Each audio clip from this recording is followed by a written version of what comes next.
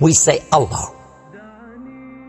Okay, so that's God to the Muslims. Some say it's not even the God of the Christians and so on. It's just a God. Some even said it's a moon god. But let us now look at the linguistic of the word Allah. It in itself is the beauty of Islam. Because the word in Arabic doesn't mean God. Just in case you thought it did, it doesn't. Because we have a word in Arabic for the word in English, God. It's called Ilah. Ilah, God. God, Ilah. That's the word.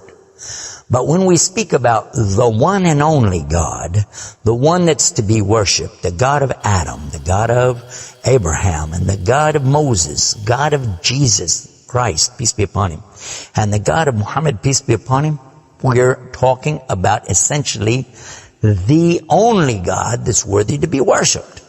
No other God. Now, what would be the proof for this? I realize that we have a lot of detractors who will say, no, it's not true, I don't believe it. Let's get a proof from the English translation of the Bible. That's a good place to start. Around the earth, there are many hotels and motels. And almost every one of them that you go to, there's a drawer beside the bed that when you open it up, you'll find a book in there and you'll take it out. Now, what is that book? And you already know the answer. It's the Bible. It's the Gideon publication of the King James Version of the Bible. The Gideons are very proud of it because they've translated it into so many languages. If you'll turn a few pages right in the beginning, you'll find examples of the translation to Chinese and Korean and into Urdu, the language of Pakistan. You'll find it into Tamil. You'll find it translated into Afrikaans language, which happens to be the first. And the second language translated to is Arabiya, Arabic. And there is an example of each one of these languages from the verse in the Gospel of John, chapter 3, verse 16. And you know it very well. For God so loved the world. That's how it begins. And if you look in the Arabic language, the example that they gave in that Bible, it says Allah. Allah. That's what it says. For Allah so loved the world. So if it's not the same God, then why? All over the entire earth, everywhere I go, I find this exact same word being used in the Bible of the Christians. Now you might say, what about the Old Testament? Well, just in case you would like to check it out, you can obtain a copy of this from our website. It's called The Beauties of Islam. Let me spell it out for you. It starts with B, beautiesofislam.com. Go there and see for yourself. The example is right there. Page 1 of the book of Genesis, of the very beginning of the Quran. Page 1 has 17 verses. And there's the word Allah. Alif, Lam, Ha, 17 times. So just as it's the God for the children of Israel in Arabic language, and it's the God for the Arabs who are Christians, it's also the same God for the Muslims. The word is Allah.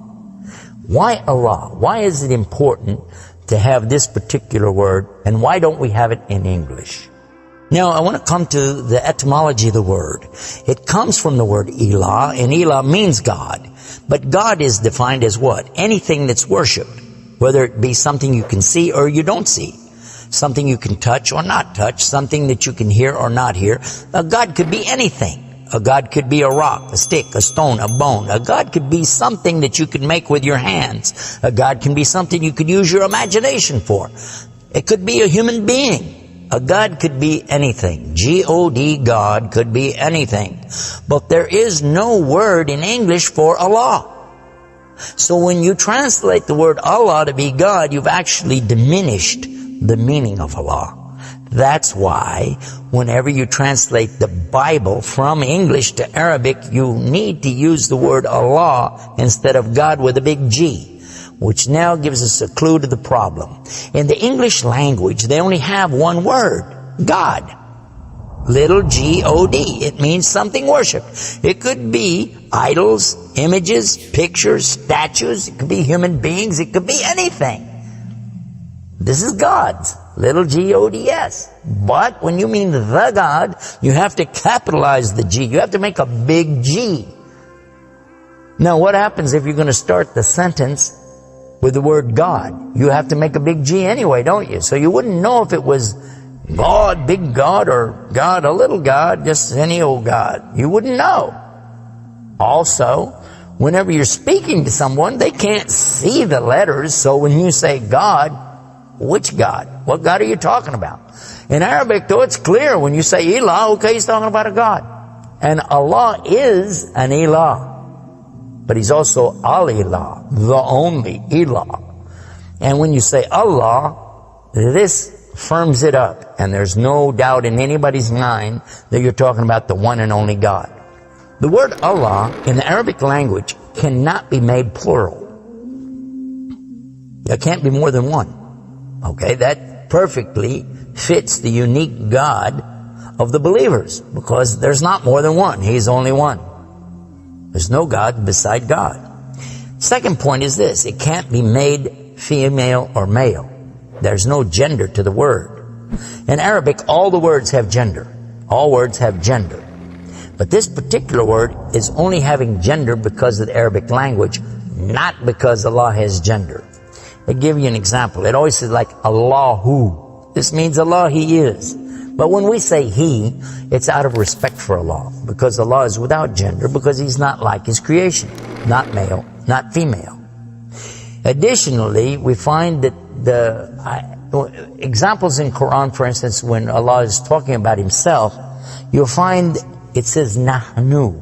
Nahnu means we. And Allah refers to Himself as Nahnu. He also says khalaqna. He says khalaqna. What does that mean? He's saying that we created. And throughout the Quran you find Allah referring to Himself as we, our, and us. And right away you're going to say, okay, if that's not plural, then what is? In fact, this is the royal we used by a king or a queen when they're giving decrees. We have it in English too, so you can understand. The king says, we decree the following, and he's talking about himself. It's the royal we. Now, I thought about this quite a bit, and I was trying to think, how could I give a better example?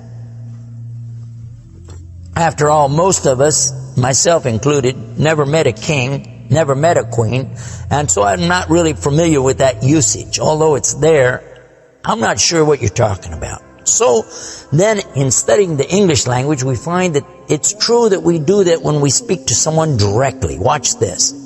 When I say, for instance, this cup. Okay. I would say, this is a cup. This is a cup of tea. I would say, this book is. I would say, those artifacts are. Those are. This is. These are. So I'm saying is and are. Did you catch this now? These things are. This is. Now when I speak to a human being, how do I do this? Well, I will say, you guys. All of you are. All of you are. A-R-E. But when I speak to somebody directly, do I say you is or you are? I will say you are. Why?